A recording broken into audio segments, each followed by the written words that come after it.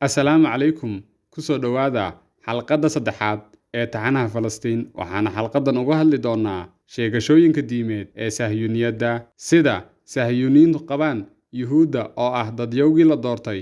Ilaah baa Yuhuudda ugu abaalguday dhulkii barakaysnaa, dhulkii caanaha iyo malabka, dhulkaas oo ahaa kii ay ka dhex aas-aasteen boqortooyooyinkoodii xaqa ahaa ee waaweynaa ka hor intii Ushuuriyiintii aysan ka caydhsan. Waxaa la joogaa wakhtigii ay Yuhuuddu ku laaban lahaayeen dalkan lagu siiyey amarka Ilaahay. Waxaa la joogaa wakhtigii ay soo afjari lahaayeen dibad joognimadooda murugada badan ee 2000 ee sano jirsatay. Hadalkani wuxuu ansixinayaa aayado ka mid ah axdigii hore Old Testament oo u dhigan sidan: Rabbigu wuxuu Ibraahim ku yidhi, ka tag waddankaaga iyo qabiilkaaga iyo reerka aabbaha oo waxaad tagtaa dalka aan ku geynayo. Ibraahimna wuu tegey sidii Rabbigu ku yidhi.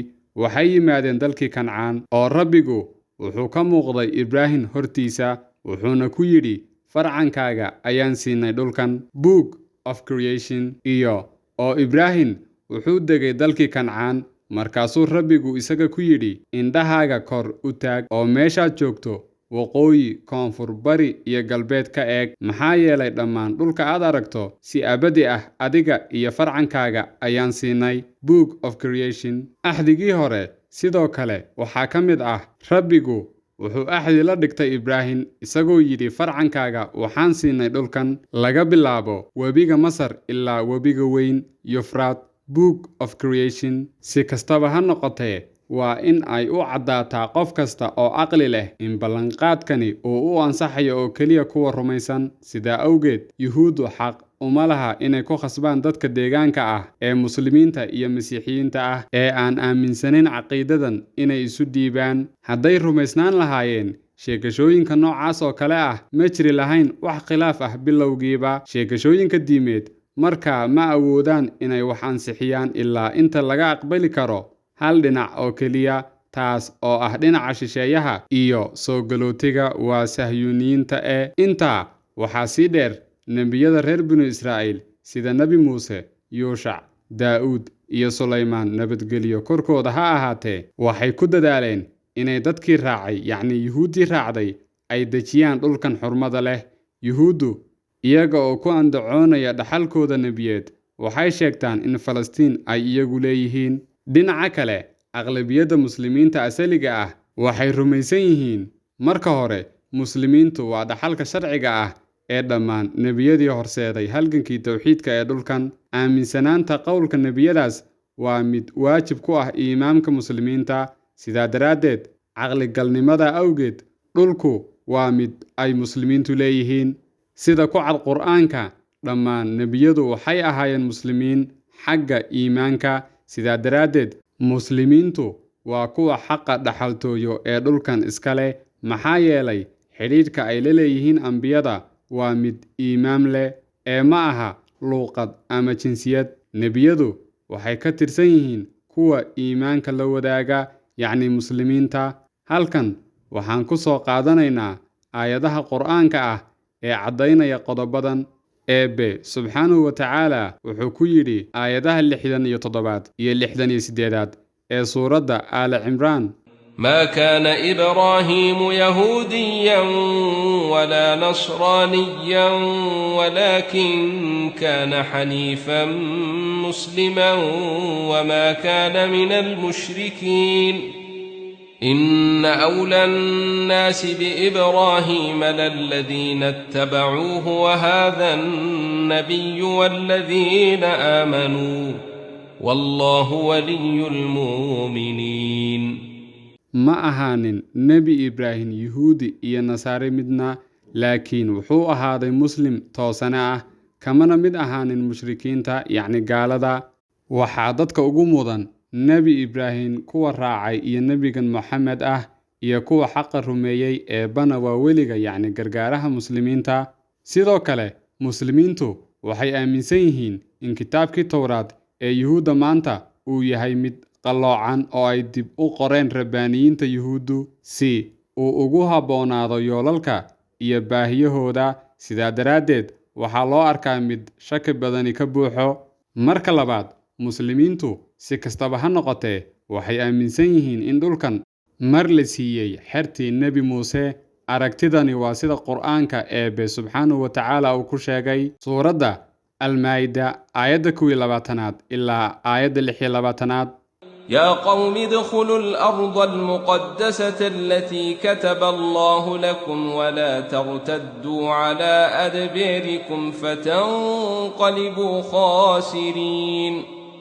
قالوا يا موسى إن فيها قوما جبارين وإنا لن ندخلها حتى يخرجوا منها فإن يخرجوا منها فإنا داخلون.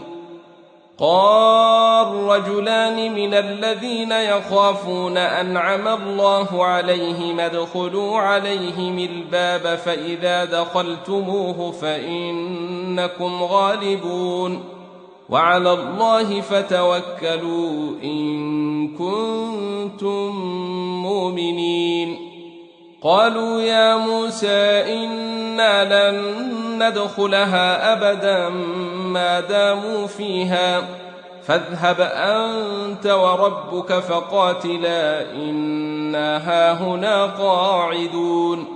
قال رب إني لا أملك إلا نفسي وأخي فافرق بيننا وبين القوم الفاسقين. قال فإنها محرمة عليهم 40 سنة يتيهون في الأرض فلا تأس على القوم الفاسقين. Muuse wuxuu yidhi qoomkayow gala dhulka la daahiriyey ee Eebbe idin yaboohay, hana u noqonina gadaal amarka Ilaahay ood khilaaftaan oo aad guddoontaan idinkoo khasaaray. Waxay dhaheen, Muusow, waxaa dhulka dhexdiisa ahaaday qoom daran, yacni jabbaariin ah, mana gelayno ilaa ay ka baxaan xaggeeda.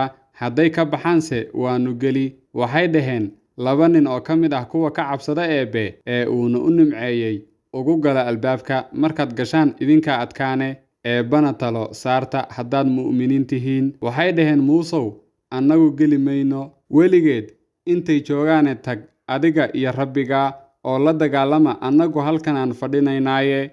Wuxuu yidhi Muuse, Rabbiyow ma hanto naftayda iyo walaalkay mooye ee na kala bixi xukun, annaga iyo kuwa faasiqiinta ee daacadda Alle ka baxay.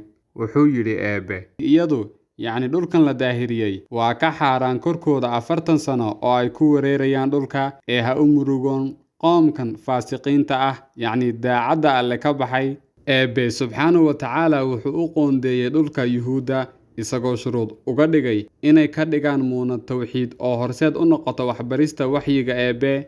Laakiin si sax ah ayay uga hor yimaadeen, heshiiskuna sidaa daraaddeed wuu buray oo waxba kama jiraan. Maadaama shuruuddii aysan ka soo bixin Yuhuuddu, Eebbe wuxuu u soo diray rusushiisa dadka kale si ay ugu horumariyaan iimaanka aadanaha si ka wanaagsan sida ay reer binu Israa'iil yeeleen. Wakhtigaa kadib, xuquuqda dhulka barakaysan waxay u laabatay kuwa hoggaamiya hawsha qorshaha hoggaaminta dhulka ee ku salaysan waxbarista rabbaaniga ah ee Alle subxaanahu wa tacaala nebiyadiisa uu u waxyoodo, taasoo ka dhigan inay dhulkan xaq u leeyihiin muslimiintu.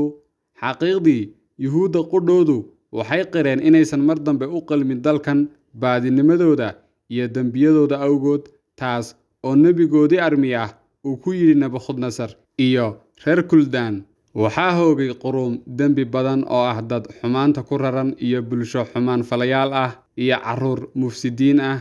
Waa kharribanayaal kuwaasoo Rabbiga ka tegey oo ka xanaajiyey. Kan quduuska ah ee reer binu Israa'iilow dib bay u baadiyoobeen. Book of Ishacya. Qormooyin kale, Ishacya wuxuu ku yidhi, dhulku wuu ku nijaasoobay dadka deggan, yacni Yuhuudda, waayo sharciyaddii bay ku xadgudbeen oo qaynuunkiina way beddeleen oo weliba way jebiyeen axdigii aakhiro. Book of Ishacya.